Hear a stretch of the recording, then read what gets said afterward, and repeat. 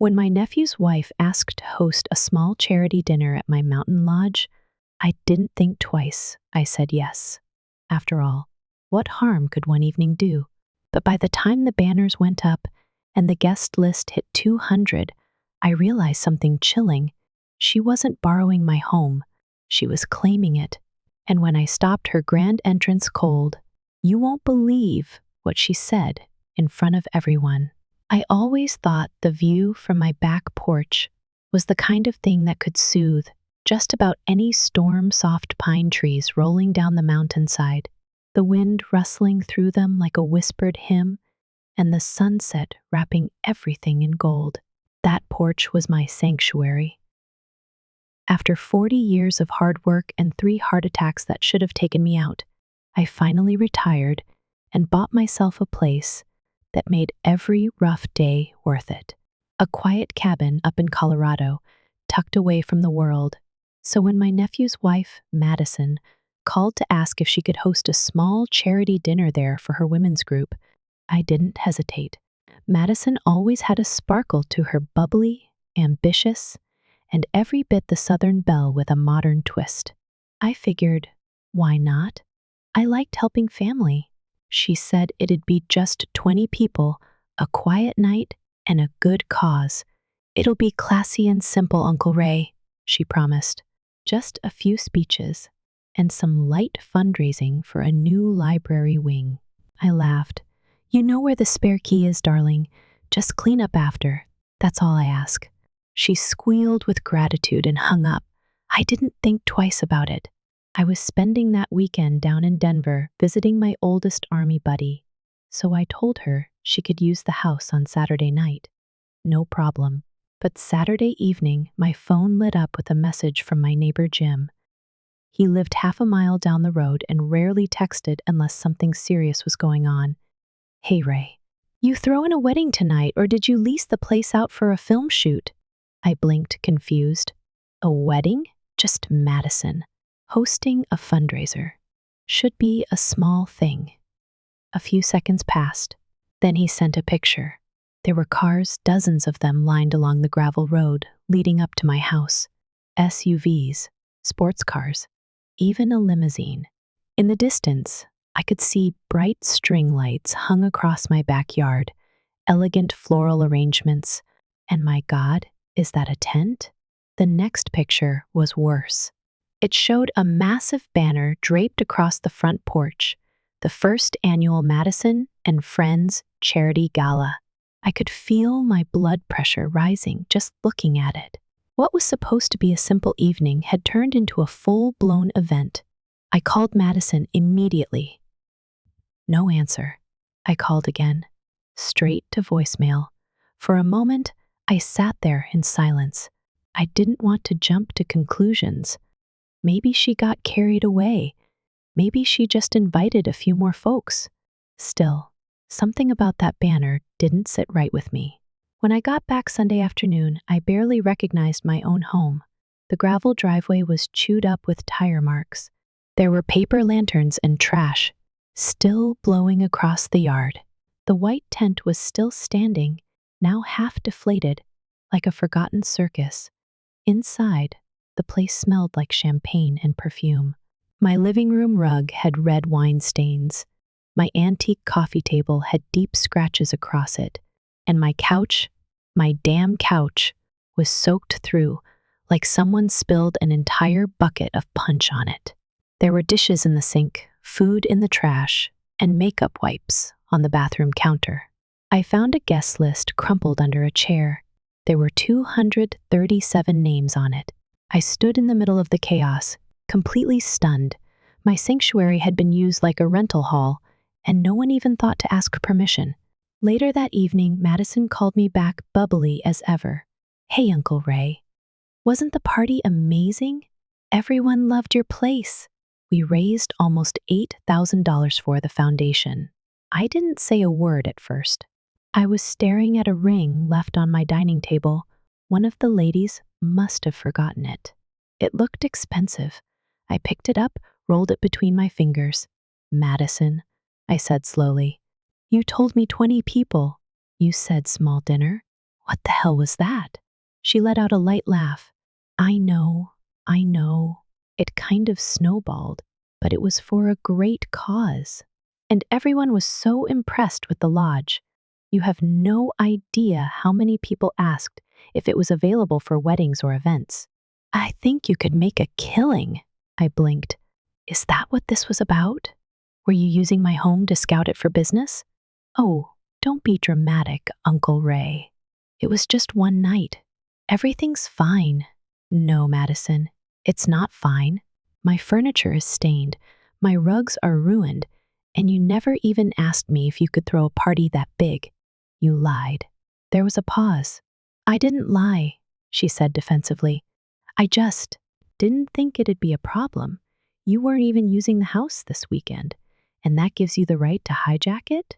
Her voice turned cold. Wow, I thought you supported my work. I didn't expect this kind of pettiness from you. That was the moment it hit me she didn't feel guilty. Not even a little. She didn't see anything wrong with what she did. To her, I was just an old man with an empty house and a golden opportunity she could take advantage of. I ended the call. I didn't say another word, but I knew exactly what I was going to do next. I didn't sleep much that night. Every time I closed my eyes, I kept picturing the mess. The smudged mirrors, the empty wine bottles, the stench of perfume lingering in the air like a reminder that I hadn't just been disrespected, I'd been used. Sunday night, I sat out on the porch, my favorite chair still damp from spilled something. I couldn't even tell what anymore, and I stared out over the mountains. That same view that had always brought me peace just felt violated. First thing Monday morning, I called my insurance adjuster. I knew from the look of things that this was more than a vacuum and mop situation. He came out that afternoon and walked through the house with a clipboard in one hand, jaw clenched. Mr. Johnson, he said carefully, if you had agreed to this as an event, we'd be talking about a different kind of policy altogether. This isn't wear and tear from family. This is commercial damage, which means it'll be harder to claim repairs unless we treat it as unauthorized use. Unauthorized. That's exactly what it was. I hadn't given Madison permission to turn my home into a banquet hall. She'd taken liberties with something sacred to me. I sat with that thought long after the adjuster left. Then I made 2 calls, one to a cleaning company, and the second to a lawyer. The cleaning crew came that same evening. A couple of young guys with serious faces and rubber gloves scrubbed, steamed, and sighed their way through every corner. The red wine on the rug? Permanent. The couch? Stained to the stuffing. They managed to salvage most of the floor, but the polish would need to be redone entirely. While they worked, I opened my laptop and wrote a long email to Madison. Not angry, not emotional, just factual. You used my house for an event without permission. You lied about the size and nature of the gathering. You caused damage to my home and haven't offered to pay for repairs.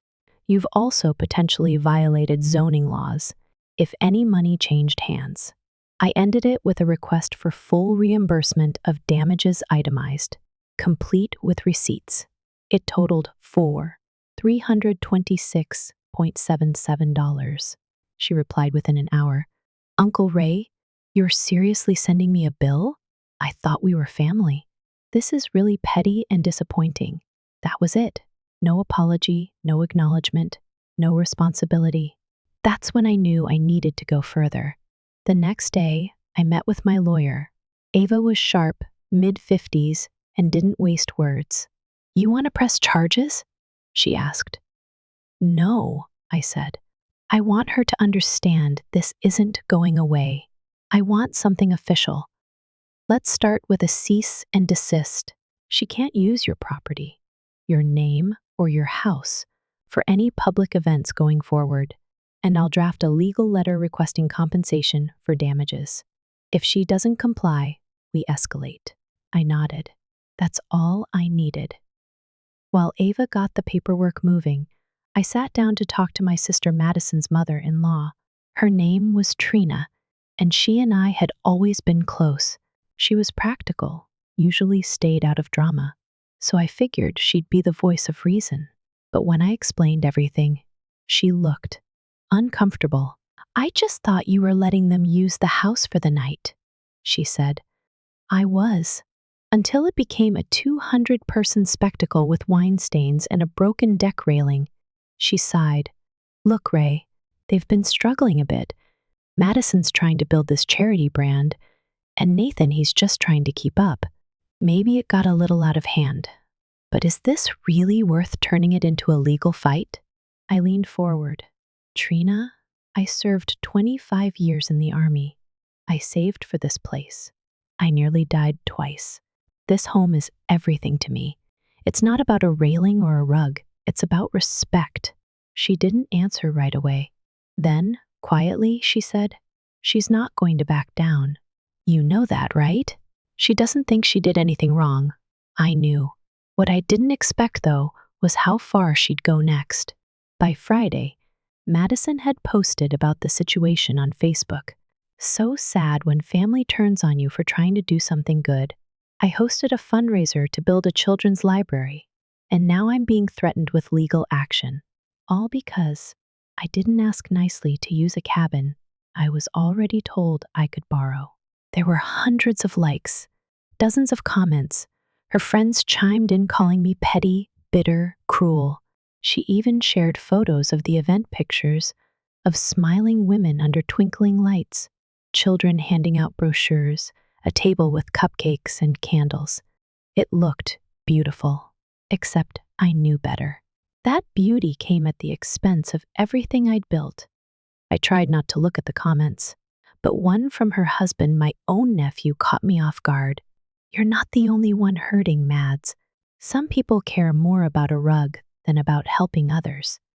I stared at that for a long time, not because it was cruel, but because it proved they saw me as nothing more than an obstacle, a cranky old man guarding an empty house. I wasn't empty. I had peace. I had history. I had earned every inch of that mountain view. The next morning, Ava sent me the finalized documents. Madison was formally banned from hosting any future events on my property, and we filed a small claims case for the damages. She didn't respond, but 2 days later, her husband showed up at my doorstep. Nathan looked tired, eyes puffy, hands shoved in his jacket pockets. "Can we talk?" he asked. I nodded and stepped aside. We sat at the kitchen table, the one Grandma had passed down to us, and for a moment, neither of us spoke. Then he said, "She told me you overreacted, that you'd just yell and move on. I didn't know it was this bad. You saw the pictures," I said. He winced. "Yeah, and the bills." He rubbed his face. "I don't have the money right now, but I'll pay it back, every cent." I looked at him carefully. "What about Madison?" He hesitated. "She's furious. Says you humiliated her." I nodded. "Good. Maybe she'll think twice next time." He sighed. "We're probably going to lose some donors over this. That's not my problem." We sat in silence again. Finally, he stood up and reached for his coat. "I'll send the first check next week." And just like that, he was gone. I watched him walk to his car, shoulders heavy, hands clenched. I didn't feel triumphant. I didn't feel satisfied, but I did feel heard. Weeks passed, and for the first time in what felt like months, I breathed easier. The check arrived just as Nathan said it would. A modest $500, but a start. Tucked in the envelope was a handwritten note for the rug. "We'll keep paying it down. I'm sorry." I folded the note and slid it into my desk drawer, right next to a photograph of me and Grandma on the day I retired. She had insisted I buy a house with a porch facing west, so you can watch the light fade slow. That porch had become my safe haven, and this time I had defended it like I should have from the beginning. Madison, on the other hand, stayed silent. No calls, no texts. But her online presence stayed loud. She posted passive-aggressive quotes about betrayal, about snakes in the grass, and toxic relatives who hate to see you shine. I didn't respond. Let her talk. I wasn't playing her game. But what I didn't expect, what truly blindsided me, was how the rest of the family began taking sides. My niece Rachel called one evening. Sweet girl, college student, always stayed out of drama. Uncle Ray, she said hesitantly, I'm hearing some weird things. Like what? Just that you're suing Madison over a party. People are saying you've lost it. I closed my eyes. Rachel, they didn't have a party. They hosted a fundraiser with over 150 people without asking me. They damaged the house. They changed the locks. A long silence. Wow, she whispered. They didn't mention all that. No, I said. They wouldn't. That's when I realized what this had become. Not just a personal betrayal, but a narrative war. Madison was crafting a version of the truth that made her a victim and me a bitter, lonely man guarding an empty house. And the more she pushed that story, the more people started believing it. I decided I needed to speak for myself, not through a text, not a legal notice, but in my own voice. That Sunday, I sat down at my laptop and opened the same Facebook page I barely touched, unless it was to wish someone a happy birthday. I wrote, "Family is a sacred thing, and like any sacred thing, it should be protected, not taken advantage of. Last month, someone I trusted turned my home into a public venue without my consent. They damaged it, refused to take responsibility, and then blamed me for not letting it go. I've served my country. I've worked hard. I've earned my peace. This home isn't just a roof. It's a memory, a dream, and a boundary. To those who think I'm cold for defending it, I invite you to imagine someone walked into your space, rearranged your life, and expected gratitude. I won't name names, but I will say this: kindness is not weakness. And sometimes the strongest thing you can do is say no. I clicked post. The response was overwhelming. Friends, neighbors, old army buddies, even folks I hadn't spoken to in years started commenting. You did the right thing, Ray. You owe no one an apology. Too many people forget that family doesn't mean doormat. Wish I had stood up for myself the way you did. I read every word, heart pounding with a kind of relief I hadn't realized I needed. And just like that, the narrative began to shift. The next time Madison tried to spin her side of the story online, she got pushback. People started asking questions. Did you really ask permission? Did you pay for anything? Why didn't you tell him what it was really for? She went quiet after that. 2 months later, Nathan sent the final check. Every dollar accounted for. He even included a little extra, with a note that simply said, "For your time and peace of mind." I cashed it. Then, for the first time in ages, I walked through my home and felt at ease. The couch was replaced. The rug was new, less colorful than the last, but softer underfoot. The deck railing had been fixed.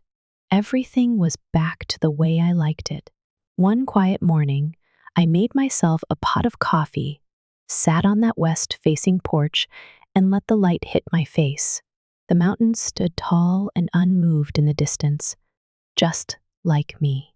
It wasn't just about winning. It was about reclaiming, about drawing a line and finally standing firm. Family isn't supposed to test your limits over and over, betting on your forgiveness. It's supposed to mean respect, reciprocity, accountability. And when it doesn't, it's okay to walk away. One final thing happened that sealed it all for me. I got a card in the mail from my nephew's son, the little boy who had played with my Chevy Camaro model car, the one Madison had let him scuff and lose. It was scribbled in crayon, Thank you, Uncle Ray. Mommy says we're moving again. I miss the mountains. There was a drawing, too. A big brown house with smoke coming from the chimney, a sun in the corner, and a porch. Facing west, I smiled. Maybe, just maybe, that kid will grow up learning a different version of respect. One that comes not from getting what you want, but from knowing when to stop asking for what you don't deserve. I folded the card and slipped it next to Nathan's first note, right where it belonged, because memories, just like boundaries, are worth protecting. As we grow older, one of the greatest lessons we learn is that peace of mind is priceless, and sometimes it means protecting ourselves, even from the people we love most. In this story, the main character, a man in his retirement years, had to make the difficult decision to set firm boundaries with family who mistook kindness for weakness. It wasn't about money or pride, it was about respect. Too often, older adults are expected to be endlessly generous, patient, and accommodating, especially when it comes to younger family members. But what happens when that generosity is met with entitlement? This story reminds us that family isn't just about blood, it's about behavior. Love without respect becomes manipulation. For anyone who has ever felt torn between keeping the peace and protecting their peace, this is your reminder. It's okay to say no. It's okay to reclaim your space. It's okay to demand the same care you've given others. You've earned your peace. Don't let anyone take it from you. If you believe setting boundaries with family is necessary, comment why. If you think family always deserves another chance, comment N.